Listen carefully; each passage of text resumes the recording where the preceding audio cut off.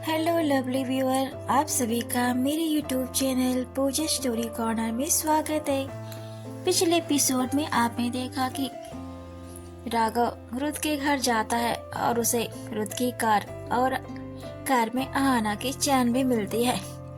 उसका शक पक्का हो जाता है। रजनी को अपने करीब देखकर रुद को गलतफहमी हो जाती है कि वह लड़की रजनी ही थी। हाना कंफ्यूज हो रही है कि रुद उसके लिए सही है या राघव। कहानी में आगे बढ़ने से पहले एक जरूरी सूचना, अगर आपको मेरी नॉवेल अच्छी लग रही हो, पसंद आ रही हो, अगर आप पहली बार मेरी वीडियो पर आए हैं तो मेरे इस चैनल पूजा स्टोरी कॉर्नर को जरूर सब्सक्राइब करें, मुझे सपोर्ट करें, लाइक कमेंट शेयर भी करें। इससे मुझे मोटिवेशन मिलती है और भी कहानी और नॉवेल्स लिखने के लिए। अगर आज ही नॉवेल आप देख रहे हो तो आपको हो सकता है समझ ना आए। नॉवेल को अच्छी तरह से समझने के लिए, इस नॉवेल को अच्छी तरह से जानने के लिए आपको मेरे इस नॉवेल्स के पिछले सभी पार्ट को जरूर देखने की आवश्यकता है, ताकि नॉवेल्स अच्छी तरह समझ सके। तो पढ़ते हैं बिना देरी किए अपनी नॉवेल्स होनाई फर्स्ट मीट। तो नॉवेल्स में आगे सुनते हैं राघव और रुद दोनों ऑफिस में पहुंच जाते हैं। रोजी सोच रही होती है आज मेरे साथ क्या होने वाला है। रोजी डर के मारे कांप रही होती है। बॉडीगार्ड आपस में बात कर दे, लगता है अर्जुन सर आज रोजी का बुरा हाल कर देंगे। पता है पिछली बार क्या हुआ, अर्जुन सर ने एक वर्कर को नंगा करके अपने ऑफिस से बाहर किया था। वह चौकी से अर्जुन सर का वीडियो बना रहा था। रोजी को ऑफिस में नीचे ही फर्श पर ही बैठाया होता है। रुद गुस्से में आता है और गुस्से में रोजी के बाल पकड़ता है और गुस्से में बोलता है, तुम्हारी हिम्मत कैसे हुई मेरे साथ इस तरह की बेहुदा हरकत करने की।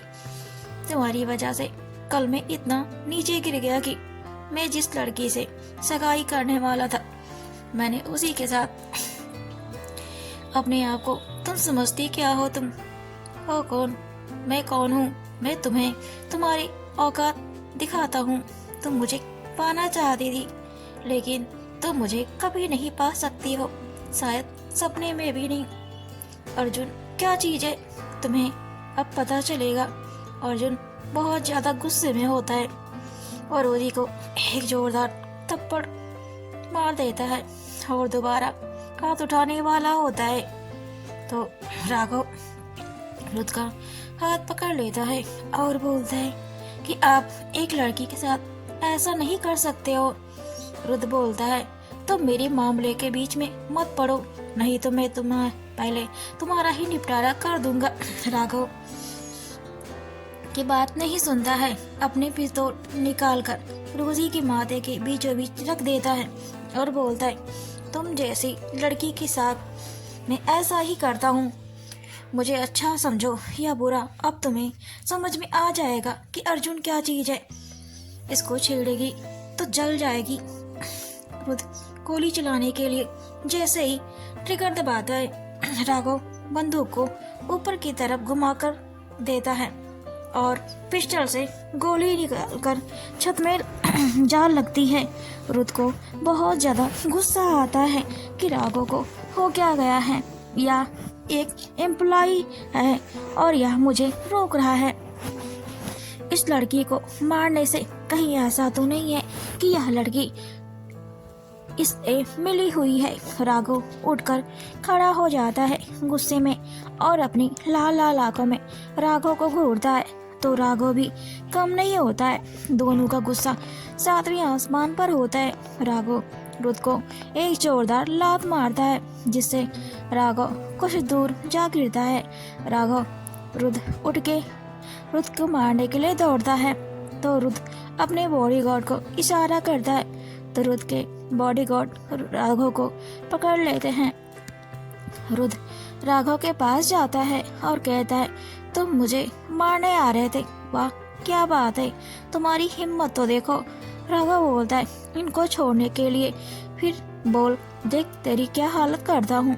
राघव हाथ पाँव मारता है, पर रुद्र के 10 बॉडीगार्ड राघव को जकड़कर पकड़े होते हैं। रुद्र बोलता है, अच्छा तुम्हारी इतनी हिम्मत। रुद्र बंदूक लेकर राघव के गले के नीचे सटा देता है और बोलता है, एक गोली से तुम्हारा पूरा भेजा उड़ जाएगा। तो मुझे सही सही बता दो कि आखिर तुम इस लड़की का साथ क्यों दे रहे हो? क्या तुम्हारा प्लान भी इसमें शामिल था? कहीं ऐसा नहीं है कि तुम ही इसके पीछे का मास्टरमाइंड हो? राघव बोलता है, तुमको जो समझना है समझ लो, लेकिन तुम्हें किसी मासूम लड़की की जान लेने का कोई हक नहीं है। उसने सिर्फ तुम्हें ड्रग्स दिया था, तुम्हें जान से मारा तो नहीं था। जो तुम उसे जान से मारने जा रहे हो, तुम्हारे अंदर रहम नाम की कोई चीज भी नहीं है। तुम एक दरिंदे हो। रुद्र रोजी को देख रहा होता है। रुद्र दरिंदा नाम सुन के पीछे मुड़ता है और राघव को अपनी बंदूक से उसके चेहरे पर कई बार वार करता है, पर गोली नहीं चलाता है और मार मार कर राघव का चेहरा खराब कर देता है। उसके नाक और मुंह से खून आने लगता है। राघव फिर भी गुस्से में होता है। रुद्र कहता है, तेरे चेहरे पर जो क्रूर है वह खत्म क्यों नहीं हो रहा है? तो मुझ पर गुस्सा दिखा रहा है, आंखें नीची कर तो मुझ पर आंखें गड़ा रहा है। तेरी इतनी औकात, मेरे आगे तेरी कोई औकात नहीं है। तू कुछ भी नहीं है। इतने में पीछे से कोई दस्तक होती है। कई सारे लोग के पैरों की आवाज सबको सुनाई देती है। रुद्र एक कंपनी के साथ डील करने वाला होता है। राघव के आधे से ज्यादा पूंजी इस कंपनी में लगी हुई होती है और उस कंपनी का सीईओ पीछे से आवाज लगाता है, रुको अर्जुन। राघव उसे देखता है और स्माइल करता है, तो रुद्र उसे स्माइल करता देख उसे फिर से मारने वाला होता है। तभी फिर से आवाज आती है, अर्जुन स्टॉप। रुद्र पीछे की ओर देखता है तो वह एक बड़ी सी कंपनी का सीईओ होता है। वह सोचता है कि अब वह इस समय क्यों मेरी कंपनी में आया है। कहीं ऐसा नहीं है कि उसे मेरा डील अच्छा नहीं लगा। ऐसा नहीं है कि कहीं मुझसे गलती हो गई, नहीं तो मेरी कंपनी में सीईओ कैसे आ गए। सीईओ रुद्र के पास जाता है और रुद्र को एक जोरदार थप्पड़ चढ़ देता है। रुद्र वहीं खड़ा सन्न रह जाता है। सीईओ बोलता है, तुम क्या कर रहे हो? रुद्र सोचता है, आखिर इस बूढ़े ने मुझ पर हाथ क्यों उठाया? लेकिन रुद्र अपनी कंपनी को बचाने के लिए कुछ भी नहीं बोलता है। बॉडीगार्ड से सीईओ बोलता है, राघव को छोड़ो, और फिर जाकर उस राघव के चेहरे को छूता है और उसे दर्द में देखकर इसके चेहरे से बहते खून की धार से सीईओ की आंखें नम हो जाती। सीईओ बोलता है रुद्र से, यह मेरा बेटा है, तुमने इसको हाथ कैसे लगाया? वह अपने सभी बॉडीगार्ड से रुद्र को पकड़वा लेता है। रुद्र के बॉडीगार्ड कोने में दुबक जाते हैं। सीईओ कहता है, इसका इतना ही बुरा हाल करो जितना कि मेरे बेटे का किया। उसके सभी बॉडीगार्ड रुद्र को मारने लगते हैं और राघव कुछ भी नहीं बोलता है, क्योंकि रुद्र को अपने किए की सजा मिल रही होती है। राघव अपने पिता की ओर देखता है और बोलता है, आप यहाँ क्यों आए? यह मेरा मामला था, मैं इसे सुलझा लेता। आपको मेरे मामले में बोलने के लिए मैंने मना किया था, फिर भी आप बाज नहीं आते हैं। राघव फिर बोलता है बॉडीगार्ड से, रुक जाओ, उसे मत मारो। बॉडीगार्ड रुद्र को मार के छोड़ देते हैं। रुद्र उन्हें मार सकता था, पर उसने ही अपने बॉडीगार्ड का इशारा किया था कुछ न करने के लिए, इसलिए क्योंकि यह डील नहीं खोना चाहता था। राघव के पिता कहते हैं कि मैं तुम्हारी कंपनी से डील नहीं कर रहा हूँ, मैं तुम्हारी कंपनी को एकदम नीचे गिरवा दूंगा, तुम्हारा दिवाला निकाल दूंगा, तुम रोड पर आ जाओगे। तुमने मेरे बेटे का एक एक खून का कतरा जिस तरह से नीचे गिराया है, उसी तरह तुम्हारी भी कंपनी दिन ब दिन नीचे गिरती हुई चली जाएगी। तब मुझे जाकर सुकून मिलेगा। राघव के पापा के पैर पड़ जाता है और बोलता है, नहीं अंकल, आप मेरे साथ ऐसा मत करें। रुद्र जिस कंपनी में पहले काम करता था वह उस कंपनी का सीईओ था और उसी कंपनी का सीईओ का बेटा राघव था। रुद्र और राघव एक दूसरे से अनजान थे।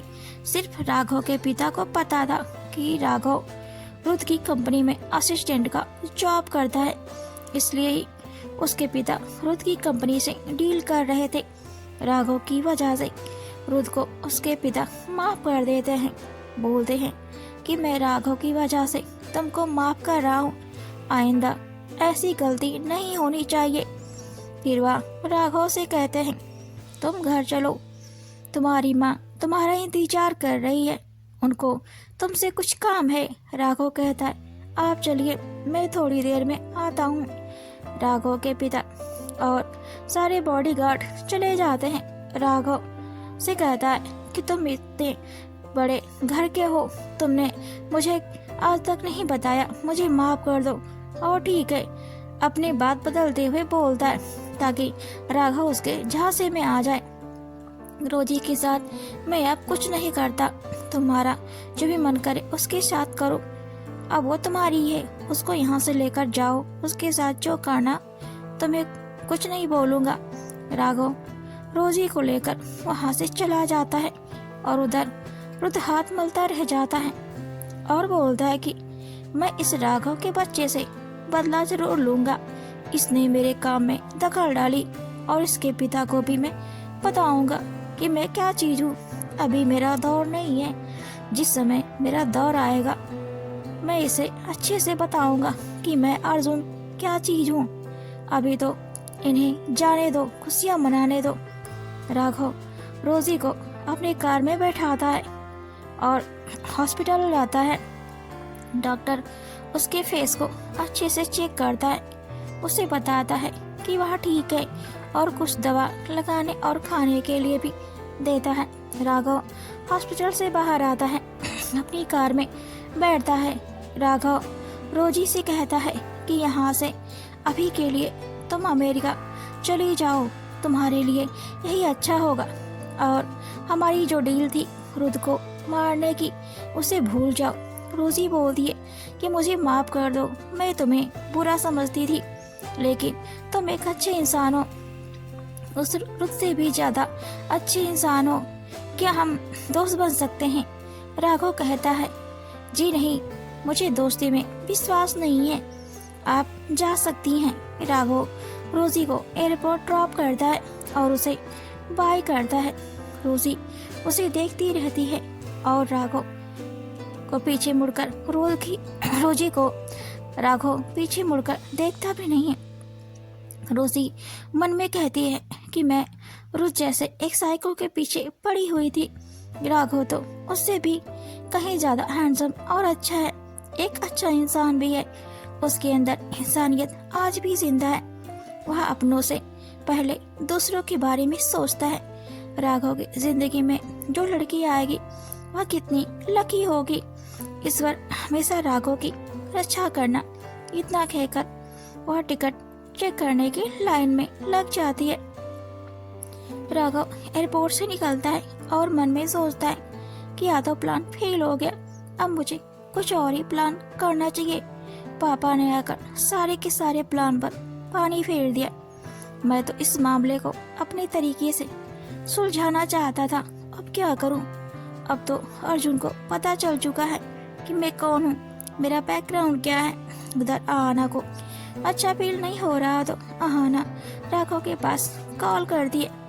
राघव कॉल डिस्कनेक्ट कर देता है क्योंकि उसे पता है आहाना पहले से ही ज्यादा परेशान है, उसकी हालत देख सुन के और भी ज्यादा घबरा जाएगी। वह नहीं चाहता है कि आहाना उसकी वजह से दर्द में हो। राघव आहाना की बहुत ज्यादा परवाह करता है। उधर रजनी की माँ रजनी से बोलती है, मुझे अच्छा लगता है कि अर्जुन कल किसी लड़की के साथ था। रजनी गुस्सा हो जाती है और आंसू बहाने लगती है। उसकी माँ बोलती है, देख इधर बैठ अर्जुन छोटा बच्चा नहीं है, बिजनेस डील में ये सब होता रहता है। बस तो उस लड़की की जगह खुद को रख।